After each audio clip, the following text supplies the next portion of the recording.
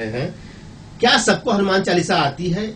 आपको आता है क्या हनुमान चालीसा? देखिए, हमको हनुमान चालीसा तो आती है, पर कैसा है कि कुछ लोगों को हनुमान चालीसा आते हैं लेकिन छुट्टी फुटी आ जाता है। लेकिन चौपाई से जो हनुमान चालीसा जो चालू होता है, श्री गुरु चरण सरोज रज निज मन मुकुर सुधार बरनौ रघुवर विमल जसो जो दायक फल चारे बुद्धहीन तनि जानिके सुमर ही पवन कुमार बल बुद्धिया देव मही हरहु कलेश विकार श्री जय हनुमान ज्ञान गुण सागर जय कपीस तिहु लोक उजागर राम दूत अतिलुत बलधामा अंजनी पुत्र पवन सुत नामा।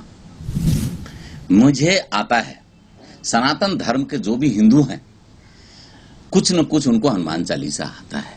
ये जरूरी नहीं है कि सब इसी चीज का पाठ करता है। हर आदमी अपने अपनी चीजों से ईश्वर का नाम लेता है, भगवान का नाम लेता है, शंकर जी का नाम लेता है, दुर्गा जी। हम लोग इतनी देवी देवता है हिंदू धर्म में, सब अपने अपने धर्मों को मान के चलता है, मानते हैं। हिंदू धर्म में कई प्रकार के जाति आते हैं, लेकिन जाति के आप बांट करके अलग कर करके आप इस तरह से राजनीतिक न करें। मेरा कहने का मतलब ये है, अगर कोई हिंदू अगर हिंदू के विषय को लेकर अगर काम करता है तो उनको टांग न खींचें, उसके विरोध में न बोलें। आपका राजनीतिक आप अपनी जगह पर करते रहें, लेकिन हिंदू के विरोध में, हिंदुता के विरोध में आप न बोलें। अगर हिंदू के साथ देकर का अगर आवाज उठाता है तो उसको साथ दें, ये मेरा विचार है। आप देखिए, हमारे कुछ मुस्लिम भाई हैं जो मस्जिद में नमाज पढ़ते हैं। आपने कभी सुना है कि मुस्लिम के विरोध में मुस्लिम बोलता है? मुस्लिम में भी कई जाते हैं, समझे। लेकिन क्या है, आप शिया और सुन्नी को ले लीजिए, ये भोंगा के विरोध क्यों है? शिया बोलेंगे हम 2 लगाएंगे, तो सुन्नी भाई बोलते हैं हम 4 लगाएंगे, उनका है। लेकिन इसमें त्रास किसको होता है? उसके अगल बगल में रहने वाले को तकलीफ होता है। मैं किसी के विरोध नहीं हूं, पर बात इस बात की आती है कि हिंदू को लेके हिंदू के विरोध में न बोलें। कुछ लोग हैं अपने राजनीतिक फायदे के लिए हिंदू होकर भी, जो आप कह रहे हैं, हिंदू का विरोध कर रहे हैं, हिंदू धर्म का विरोध कर रहे हैं। ऐसे लोगों के बारे में आपकी क्या? मेरा दुर्भाग्य, हमारे देश का दुर्भाग्य, भारत देश का दुर्भाग्य है, ये पूर्ण इतिहास गवा रहा है। आप देखिए, हमारे वीर पुरुष सब थे, पृथ्वीराज चौहान जी थे, महाराणा राणा प्रताप थे, छत्रपति शिवाजी महाराज थे, झांसी की लक्ष्मी रानी झांसीबाई थी। माने एक वीर थे इस पुरुष में, मंगल पांडे थे, एक न एक महापुरुष जो इस देश के लिए योद्धा बने। आप कम से कम ये भारत देश को योद्धा को तो नाम रहने दीजिए, योद्धा के विरोध में तो मत बोलिए। आज हम हिंदू धर्म से योद्धा थे हमारा। आप एक सिर्फ राजनीति के लिए हिंदू के विरोध में हिंदू बोल रहे हैं कि कोई बोल रहे हैं कि माइक उतार के दिखा दो तो हम उसके साथ में उतरेंगे। बड़ा दुर्भाग्यपूर्ण है। वो आपके आपसी राजनीति के आपका अपनी राजनीतिक सेकने के लिए आप हिंदू के विरोध में कुछ न बोले। ये मेरा हाथ जोड़ के विनती है सभी हिंदू भाइयों से। क्या आप राज ठाकरे के वक्तव्य का समर्थन करते हैं? नहीं, मैं किसी का वक्तव्य का समर्थन नहीं करता।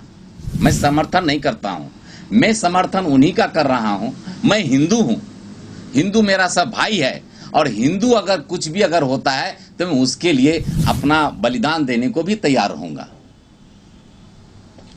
80% हिंदू हैं भारत में। एक जनगणना के हिसाब से अगर देखा जाए 20% आबादी मुस्लिम समाज की है, बावजूद इसके 80% के लोग उनको ही ज्यादा महत्व देते हैं वोट बैंक के लिए। इसके कारण ये है कि जितने नेता हैं हमारे देश के, उस सारे नेता को ऐसा लगता है कि वो 20% वोट हमको मिल जाएगा तो हम प्रधानमंत्री बन जाएंगे, मुख्यमंत्री बन जाएंगे, कोई भी मंत्री हमको मिल जाएगा। लेकिन ऐसा नहीं है, ऐसा नहीं है। 80% आपके पास में जो हिंदू है, आप उसको विश्वास में लेके चलिए और राजनीति कीजिए तो बहुत फायदा होगा। तीसरा सवाल, मैं एक सवाल लेना चाहूंगा। आजकल जो स्लम इलाके हैं मुंबई के स्लम इलाकों में मदरसा बनाया जाता है। मदरसा बना करके उसमें 5 टाइम अजान जबरदस्ती करके उसको मस्जिद का रूप दिया जाता है। ये जो किया जा रहा है मुसलमानों द्वारा, ये किस तरह देखते हैं? ये एकदम अन्याय है। इसके लिए कि आपको मालूम है, सुप्रीम कोर्टों ने एक चीज का बयान जारी किया था, मुझे लग रहा है कि 10 साल पुरानी बात है, ये मुझे याद नहीं इतना, फिर भी 10 साल पुरानी बात है। कहा था ना तो कोई मदरसा बनेगा ना तो कोई मस्जिद बनेगी बगैर किसी सरकारी के अनुमति के बगैर। आप जिस राज्य में रहते हो उस राज्य के सरकारी के कर्मचारी की अनुमति के बगैर नहीं बनाएगा। लेकिन फिर भी लोग सिर्फ वोट बैंक के चलते उसमें कुछ नेता आ जाते हैं, उनके मदरसा या मस्जिद बनवा कर देने का काम करते हैं। मुंबई में जैसे चैरिटी कमिश्नर ऑफिसर रजिस्टर्ड करा, जैसे संस्था रजिस्टर्ड होता है, वैसे रजिस्टर्ड करा के उसमें बच्चों को पढ़ाने के लिए मदरसा बनाते हैं। पर क्या होता है, मदरसा की जगह 5 टाइम अजान होता है, रोड पे नमाज पढ़ी जाती है, जुम्मे का नमाज पढ़ा जाता है। इसको किस तरह देखते हैं? नहीं, हम इससे बहुत दुर्भाग्यपूर्ण है कि आप अपने स्वार्थ के लिए अगल बगल वाले लोगों को तकलीफ देते हैं, जिससे कि रास्ता पे लोग चलते हैं, आप रास्ता घेर लेते हैं। आपको अगर नमाजें पढ़ना है तो आपकी इतनी बड़ी मस्जिद है, अंदर जाके पढ़िए। दूसरा सवाल ये है कि जो मदरसे का मेमोरेंडम होता है, जो संस्था का उद्देश्य होता है, उसमें बाकायदा लिखा रहता है कि आप नवरात्रि, होली, गणेश उत्सव सारे त्योहार मना सकते हैं, लेकिन वो लोग क्या करते हैं, उसमें नमाज पढ़ी जाती है, न तो किसी धार्मिक और कोई चीज नहीं मनाया जाता उसको। वो आपको मालूम है कि इन्होंने पढ़ते हैं सुबह सुबह अल्लाह अकबर, ऐसा बोलते हैं ये लोगों ने। इनका कहने का मतलब यही है कि हम अल्लाह के सिवा किसी को नहीं मानते हैं। तो आप हिंदू धर्म का होली और दिवाली त्योहार कैसे मनाने देंगे उसके अंदर आपको?